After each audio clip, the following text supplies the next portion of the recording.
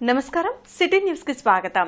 ప్రధాని నరేంద్ర మోదీ అమరావతి పర్యటన నేపథ్యంలో జరుగుతున్న ఏర్పాట్లపై రాష్ట్ర రోడ్లు భవనాల శాఖ మంత్రి బీసీ జనార్దన్ రెడ్డి జిల్లా ఉన్నతాధికారులతో కలిసి నగరపాలక సంస్థ కౌన్సిల్ హాల్లో సమావేశం నిర్వహించారు. నగరపాలక సంస్థ కౌన్సిల్ సమావేశ మందిరంలో R&B minister BC Janardhan Reddy అధ్యక్షతన సమావేశం జరిగింది. ఈ సమావేశంలో మాజీ మంత్రి అమర్నాథ్ రెడ్డి, ఎమ్మెల్యేలు బూర్ల రామాంజనేయులు, గల్లా మాధవి, నసీర్ అహ్మద్, మేయర్ కోయిల్మూడి రవీంద్ర, కమిషనర్ పులి శ్రీనివాసులు, ఇతర శాఖల ఉన్నతాధికారులు పాల్గొన్నారు. మే 2న జరగబోయే అమరావతి సభకు సంబంధించిన ఏర్పాట్లపై చర్చించారు. ఈ కార్యక్రమంలో కార్పొరేటర్లు, కూటమి నేతలు పాల్గొన్నారు.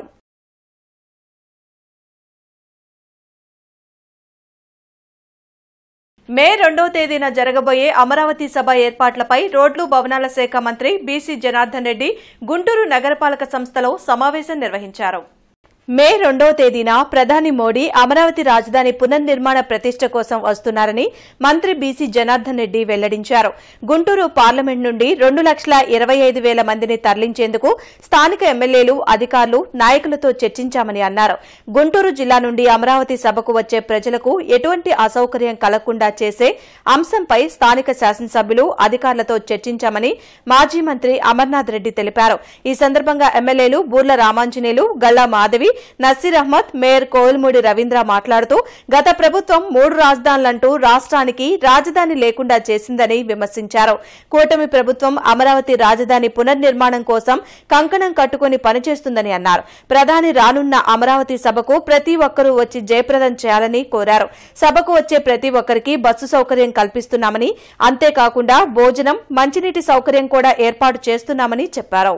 అటువంటి పరిస్థితుల్లో మళ్ళా రాజధాని పునర్నిర్మాణం కావాలి అనేటువంటి ఆకాంక్షతో ప్రజలందరూ కూడా మా కూటమి ప్రభుత్వాన్ని గెలిపించడం జరిగింది. గెలిచిన తర్వాత ఇప్పుడు కూటమి ప్రభుత్వము ఖచ్చితంగా రాజధాని ఇక్కడే నిర్మాణం చేసుకోవాలి. ఏదైతే నాడు భూమి పూజ చేశారో, నాడు ప్రధానమంత్రి చేసినటువంటి పూజ, ఈ యొక్క పూజ వృధా కావద్దనేటువంటి ఉద్దేశంతో మళ్ళీ ప్రధానమంత్రి గారిని పిలిపించి రాష్ట్రం మళ్ళీ ఈరోజు రాజధానిలో పునర్నిర్మాణం జరుగుతూ ఉంది. దానికి సమీక్ష మీద అనేకమైన ఏర్పాట్లు కూడా చేస్తూ ఉన్నాం. ప్రజలు అందరూ కూడా ఈ యొక్క చుట్టుపక్కల జిల్లాల వాళ్ళందరూ కూడా ఈ యొక్క గుంటూరు పార్లమెంటు నుంచే 2,25,000 మందిని టార్గెట్ తీసుకెళ్తున్నాం. ఇక్కడ ఉన్నటువంటి శాసనసభ్యులు ఎవరైతే ఉన్నారో ఈ నియోజకవర్గాల్లో ఉండేటువంటి శాసనసభ్యులతో కోఆర్డినేట్ చేసుకొని అటు భారతీయ జనతా పార్టీ, జనసేన, తెలుగుదేశం పార్టీ ఉమ్మడిగా మరి ఇక్కడి నుంచి రాజధానిలో జరిగేటువంటి మోడీ గారి యొక్క సభను విజయవంతం చేయడానికి, అదేవిధంగా ఆయన రోడ్ షోను విజయవంతం చేయడానికి ఈ కార్యక్రమాన్ని ఏ రకంగా, ఎందుకంటే ఇది వేసవ సమయం కాబట్టి మరి ఆ వేసవిలో అక్కడ ఉన్నటువంటి తీసుకొచ్చినటువంటి ప్రజలకు ఇబ్బంది కలగకుండా ఏ రకమైనటువంటి కార్యక్రమాలు తీసుకోవాలా, వాళ్ళకి ఇబ్బంది లేకుండా ఏ రకమైనటువంటి వాటిపైన చేయాలనే దానిపైన కూడా ఒక కార్యక్రమాన్ని రూపొందించుకోవడం జరిగింది. ఏ పరిస్థితుల్లో కూడా రాజధాని మనది, మన రాజధాని నిర్మాణం కోసం, పునర్నిర్మాణం కోసం వచ్చే మోడీ గారికి విశేష స్పందన ఇవ్వాలన్నటువంటి ఉద్దేశంలో ప్రతి ఇంటి నుంచి కూడా కార్యకర్తలు బయలుదేరుతారు. కాబట్టి వాళ్ళకు కావలసిన అవకాశాలు, వాళ్ళకు కావాల్సిన అవసరాలు తీర్చడానికి ఈ కార్యక్రమం. కాబట్టి ప్రజల్లో వచ్చినటువంటి స్పందనకు తగినట్టుగా ఏర్పాటు చేయడానికి ఈ కార్యక్రమాన్ని ఏర్పాటు చేశాం. అమరావతి అనేది ఆంధ్ర రాష్ట్ర ప్రజల కళ అనేటువంటి విషయాన్ని తెలియజేసేటువంటి విధంగా రేపు జరగబోయేటువంటి కార్యక్రమంలో పెద్ద ఎత్తున గుంటూరు నగరం నుండి నలుమూల నుండి కూడా పెద్ద ఎత్తున గతంలో ఏ కార్యక్రమానికి రానటువంటి స్పందన ఈరోజు క్షేత్రస్థాయిలో ప్రజల్లో కనిపిస్తూ ఉంది. దీన్ని ఎక్కడ కూడా ఇబ్బంది కలగకుండా అవసరమైనటువంటి ఏర్పాట్లను చేసేటువంటి విధంగా సన్నాహక సభను ఈరోజు ఏర్పాటు చేసి దశ నిర్దేశించినటువంటి పెద్దలు, మంత్రివర్యులు రేపటి కార్యక్రమానికి తరలి వచ్చి నా భూతో నా భవిష్యత్తు అనేటువంటి విధంగా విజయవంతం చేయాలని చెప్పి ప్రతి ఒక్కరిని కూడా హృదయపూర్వకంగా కోరుకుంటా ఉన్నా. అందరం కూడా ఎంతమందితో వెళ్ళాలి, ఎలా వెళ్ళాలి అని చెప్పి ఒక ప్లాన్ ఆఫ్ యాక్షన్ని చేసుకోవడం జరిగింది. వెల్లువెత్తున ప్రజలందరూ కూడా ఈ యొక్క సభకి విచ్చేసి విజయవంతం చేస్తారు అని ఆకాంక్షిస్తున్నాం. మరి అందరి కోరిక, అందరి యొక్క అభివృద్ధి ధ్యేయంగా పనిచేస్తున్న కూటమి ప్రభుత్వానికి మద్దతుగా ఈరోజు నరేంద్ర మోడీ గారు 1,00,000 కోట్ల రూపాయలతో మన ఈ రాజధాని నిర్మాణానికి కేటాయించారు. అనేక కార్యక్రమాల్లో, అనేక డెవలప్మెంటల్ కార్యక్రమాల్లో వారు మనకి చేదోడు వాదోడుగా ఉంటున్నారు. మరి సొంత పనుల కోసం వాళ్ళ స్వార్థం కోసం మాత్రమే ఢిల్లీ పరిగెత్తే నాయకుల్ని మనం ఇప్పుడు దాకా చూసాం. మరి ఇప్పుడు ఢిల్లీ నుంచి నాయకుల్ని మన రాష్ట్రానికి తరలి వచ్చేలాగా చేసుకుంటున్న మన కూటమి ప్రభుత్వ నాయకులు అధిష్టానం యొక్క నిబద్ధతను మనం చూస్తూ ఉన్నాము. ఈ యొక్క రోజు కోసం ప్రజలందరూ ఆకాంక్షిస్తూ ఉన్నారు. ఆ రోజు తరలి వచ్చింది కాబట్టి వెల్లువత్తున ప్రజలందరూ కూడా ఈ యొక్క సభని విజయవంతం చేయాల్సిందిగా అందరినీ కోరుకుంటున్నాం. ఎటువంటి వడదెబ్బలు లేకుండా వాళ్ళకి మెడికల్ ఫెసిలిటీ దగ్గర నుంచి, బస్ సౌకర్యం దగ్గర నుంచి, భోజనాల దగ్గర నుంచి, వాటర్ దగ్గర నుంచి కూడా వారికి ఏ విధంగా మనం ఈ మౌలిక వసతులు కల్పించాలనే ఉద్దేశంతో మన జిల్లాకి మొట్టమొదటిసారిగా విచ్చేసిన గౌరవనీయులు బీసీ జనార్దన్ రెడ్డి గారికి ప్రత్యేకమైన ధన్యవాదాలు తెలియజేస్తూ, నమస్కారాలు తెలియజేస్తూ, ముఖ్యంగా ఈ యొక్క జరగబోయే సభ భారతదేశ చరిత్రలో ఇదొక స్థిరస్థాయిగా నిలబడిపోతుంది. ముఖ్యంగా ఈ యొక్క సౌత్ ఇండియా ప్రాంతంలో మనం చూసాం లాస్ట్ 4-5 ఇయర్స్ జగన్మోహన్ రెడ్డి ఏ విధంగా ఈ యొక్క క్యాపిటల్ అమరావతి ఉండకూడదని చెప్పి డిస్ట్రాయ్ చేశారో మనందరికీ తెలిసిన విషయమే. దాన్ని మరలా పునరుద్ధరించే భాగంలో మన నాయకుడు చంద్రబాబు నాయుడు గారు, అట్లాగే మన యువ నాయకుడు నారా లోకేష్ గారు, అట్లాగే కూటమి ప్రభుత్వం డిప్యూటీ సీఎం పవన్ కళ్యాణ్ గారు, పురంధేశ్వరి గారు, వీరందరూ కూడా సమిష్టిగా మరలా ఈ యొక్క అభివృద్ధి కార్యక్రమాన్ని రాష్ట్రాన్ని చేపట్టిన విషయం అందరికీ తెలిసిందే. ముఖ్యంగా వార్డు స్థాయి నుంచి, గ్రామ స్థాయి నుంచి, బూత్ స్థాయి నుంచి, క్షేత్రస్థాయి నుంచి ప్రతి కార్యకర్త కూడా ఆ సభకు రావడానికి ఊహిల్లోడుతున్నారు. తప్పకుండా ఈ సభ బ్రహ్మాండమైన సక్సెస్ అవుతుందని చెప్పి కూడా భావిస్తున్నాను. రాజధాని అమరావతిలో మంత్రి నారాయణ పర్యటించారు. మే 2న జరిగే ప్రధాని మోడీ సభ ఏర్పాట్లను పరిశీలించారు. రాజధానిగా అమరావతికి చట్టబద్దత కల్పించే అంశంపై ప్రధాని మోడీతో చర్చిస్తామని మంత్రి నారాయణ తెలిపారు. రాజధాని అమరావతిలో పర్యటించిన ఆయన ప్రధాని మోడీ సభ జరిగే ప్రాంతంలో ఏర్పాట్లను పరిశీలించారు. దాదాపు 90% పనులు పూర్తయ్యాయని, మిగిలినవి ఈ నెల 30 కల్లా పూర్తవుతాయని మంత్రి తెలిపారు. 43,000 కోట్ల రూపాయల పనులను ప్రధాని మోడీ ప్రారంభిస్తారన్నారు. గత ప్రభుత్వం రాజధాని అమరావతిపై 3 ముక్కల ఆట ఆడిందన్న మంత్రి నారాయణ 3 ఏళ్లలో అమరావతి పనులు పూర్తి చేయడం జరుగుతుందని పేర్కొన్నారు. రాజధాని రైతులతో సమావేశం నిర్వహించిన సీఎం చంద్రబాబు ప్రధాని సభకు రావాలని స్వయంగా ఆహ్వానించారని చెప్పారు. మంత్రితో nodal officer Veerapandian, IG Tripathi, SP Satish Kumar, ఇతర ఉన్నతాధికారులు పాల్గొన్నారు. ఆ వర్షన్నిటి యాక్చువల్గా రేపు 2వ తేదీ భారత ప్రధాని గారు రావటం, వారి చేతుల మీదే పునఃప్రారంభం, అమరావతి రాజధాని పునఃప్రారంభం చేయడం జరుగుతుంది. కంప్లీట్ చేసి అమరావతి రాజధాని, ఇది మన అమరావతి రాజధాని, ఇది ఒక ప్లేస్కి సంబంధించింది కాదు, రాష్ట్రంలో ఉన్న 5 కోట్ల మంది ప్రజలకు సంబంధించింది. దీన్ని కంప్లీట్ చేయడం జరుగుతుంది. ఎలా తెలియాలి కదా, అంతా లీగల్గా తెలియాలి కదా, అంతా వచ్చుంటాం, అవన్నీ డిస్కస్ చేసి దాని మీద పాజిటివ్గా డెసిషన్ తీసుకుంటానని చెప్పడం జరిగింది. అంటే ఇప్పటికీ 43,000 కోట్లకి L1లు ఇచ్చేశారు. బహుశా ఇవాళ రేపులో కూడా కొన్ని ఇస్తున్నారు. ఇవాళ రేపు కూడా అంటే టెండర్ బిల్స్ అయిపోయింది, అవి కూడా ఇస్తే మొత్తం యాక్చువల్గా 43,000 కోట్లు. ఎందుకంటే 64,000 కోట్లకి అథారిటీ పర్మిషన్ ఇచ్చింది. స్వర్ణభారతి నగర్ 3వ ఫేజ్ లింక్ రోడ్డు నిర్మాణానికి కూటమి ప్రభుత్వం నెల రోజుల్లో చర్యలు చేపట్టనుంది.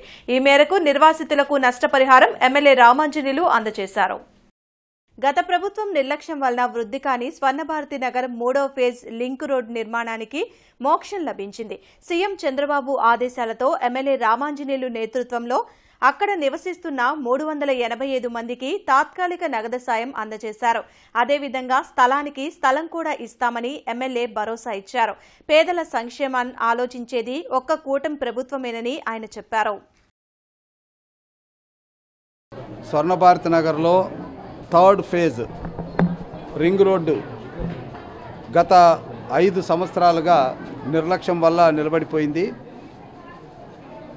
అక్కడ మొత్తం రింగ్ రోడ్డు ఏదైతే ఉందో కేవలం 2 కిలోమీటర్లు, 2.5 కిలోమీటర్ల పరిధిలో పేదలుగా ఉన్నటువంటి వాళ్ళు దాదాపుగా 385 మంది గుడిసెలు, కొన్ని ఇళ్ళు వేసుకొని ఉండడం వల్ల వాళ్ళ యొక్క పునరావాసాన్ని వైసీపీ ప్రభుత్వం పూర్తిగా నిర్లక్ష్యం చేయడం వల్ల ఎంక్రోచ్మెంట్లో ఉన్నటువంటి స్థలాల్లో కట్టుకున్నటువంటి నిర్మాణాలకి అవి టెంపరవరీ అయినా లేదా పూర్ గుడిసె అయినా లేదా ఆర్సీసీ అయినా దానికి తగినట్టుగా దాదాపుగా 5 లక్షల వరకు కూడా కాంపెన్సేషన్ ఇవ్వడం అనేటువంటిది కూడా చూస్తున్నాం. కాబట్టి ఈ రకంగా ప్రభుత్వం ఎక్కడ కూడా ఇంతవరకు ఒక ప్రభుత్వ స్థలంలో ఎంక్రోచ్ చేసినటువంటి వాళ్ళకి పేదలకు ఇవ్వలేదు. మహా అంటే ఒక ఇల్లు కట్టించారు. అయితే వీరికి నష్టపరిహారం కింద కూడా ఇవ్వడం అనేటువంటిది చంద్రబాబు నాయుడు గారి యొక్క మంచితనానికి, ముఖ్యంగా కూటమి ప్రభుత్వం యొక్క మంచితనానికి నిదర్శనం. సో ఇక్కడ మరి ఎన్నో ఏళ్ళుగా నిలబడిపోయినటువంటి థర్డ్ ఫేజ్ తొందరలో ఒక నెల రోజుల్లో పూర్తిగా నిర్మాణం జరగడం జరుగుతుంది.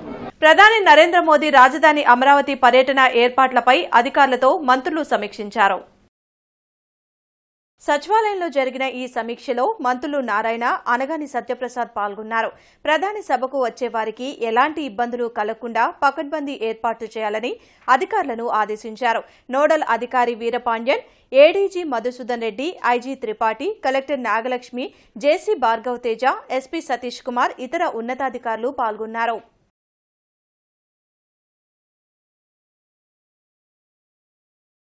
139వ మేడేని ఘనంగా నిర్వహించాలని ఏఐటీయూసీ హమాలీ ఫెడరేషన్ రాష్ట్ర అధ్యక్షులు చల్లా చిన్న ఆంజనేయులు తెలిపారు. స్థానిక రేగుల రాఘవయ్య భవనంలో జరిగిన నగర ముఠా కార్మిక సంఘం కమిటీ సమావేశంలో ఆయన పాల్గొని ప్రసంగించారు. ప్రపంచ కార్మికుల పర్వదినం మేడే రోజున ఏఐటీయూసీ నగర ముఠా కార్మిక సంఘం ఆధ్వర్యంలో రేగుల రాఘవయ్య భవనం నుండి కార్మిక ప్రదర్శన నిర్వహిస్తున్నట్లు ఆయన తెలిపారు. నగరంలోని కార్మిక వర్గం యావత్తు పెద్ద ఎత్తున పాల్గొని జయప్రదం చేయాలని పిలుపునిచ్చారు. ఈ సమావేశంలో నగర ముఠా కార్మిక సంఘం అధ్యక్షులు జి సురేష్ బాబు, ఏఐటీయూసీ నగర అధ్యక్షులు రావుల అంజిబాబు, నగర ముఠా కార్మిక సంఘం నాయకులు పోనుగోటి వెంకట్రెడ్డి, పప్పుల రోసిరెడ్డి, ఎస్ఆర్ఎంటీ లక్ష్మయ్య, క్రాంతి, శ్రీను, ఉప్పల్పాటి శ్రీను తదితరులు పాల్గొన్నారు. ఇవాళ భారతదేశంలో ఉన్నటువంటి మన ప్రధానమంత్రి మోడీ దాన్ని 16 గంటలకి 18 గంటలకి పెంచినటువంటి భారతదేశంలో ఆ పరిస్థితి ఏర్పడింది. మరలా ఈనాడు కార్మిక వర్గం 8 గంటల పనిదినం కోసం పోరాడాల్సినటువంటి పరిస్థితి నేడు ఏర్పడింది. అందుకోసం ఈ మేడే సందర్భంగా భారతదేశంలో ఉండేటువంటి కార్మిక వర్గం మొత్తం కూడా అసంఘటిత రంగంలో ఉండేటువంటి కార్మికులు కూడా 139 సంవత్సరాల సందర్భంగా పోరాటం చేయాల్సిన పరిస్థితి ఏర్పడిందని తెలియజేసుకుంటాను. ఈ 139వ మేడేని కార్మిక వర్గం పెద్ద ఎత్తున జయప్రదం చేసి కార్మికులందరూ ఒకే మాట మీద ఉన్నారని కేంద్ర రాష్ట్ర ప్రభుత్వాలకి తెలియజేసే విధంగా ప్రతి రాష్ట్రంలోనూ అలాగే జిల్లాలోనూ పెద్ద ఎత్తున ఏఐటీయూసీ ఆధ్వర్యంలో ప్రదర్శనలు, బహిరంగ సభలు నిర్వహించుకోవటం జరుగుతుంది. దీన్ని జయప్రదం చేయడానికి ఈరోజు నగర ముఠా కార్మిక సంఘం ఆధ్వర్యంలో కమిటీ మీటింగు నిర్వహించుకోవటం జరుగుతుంది. ఈ కమిటీలో రేపు 139వ మేడేని జయప్రదం చేయడానికి నగరంలోని కార్మిక వర్గం యావత్తు పాల్గొని జయప్రదం చేయవలసిందిగా విజ్ఞప్తి చేస్తున్నాం. పహల్గామ్ ఉగ్రదాడిని ఖండిస్తూ Kanneganti sports society, AP tailors association ఆధ్వర్యంలో క్యాండిల్ ర్యాలీ నిర్వహించారు. లార్డ్ సెంటర్లో జరిగిన క్యాండిల్ ర్యాలీలో ఆర్క్ హాస్పిటల్ డాక్టర్ రాజు నాయుడు, రిటైర్డ్ డీఎస్పీ రత్నస్వామి పాల్గొన్నారు. ఈ సందర్భంగా వారు మాట్లాడుతూ అమాయకమైన టూరిస్టులపై దాడి చేసి చంపటం అమానుషమైన చర్య అని అన్నారు. చనిపోయిన వారి కుటుంబాలకు ప్రగాఢ సానుభూతి తెలిపారు. ఈ కార్యక్రమంలో నాగరాజు, రమేష్ బాబు, శ్రీనివాసరావు, లక్ష్మణ్, పార్వతీనాయుడు, అరుణ, మల్లీశ్వరి పాల్గొన్నారు.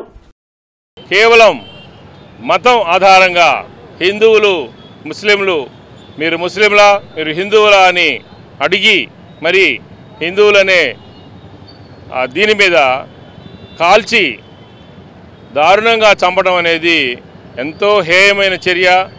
మొత్తం యావత్ ప్రపంచమే దీని మీద దిగ్భ్రాంతి చెందింది.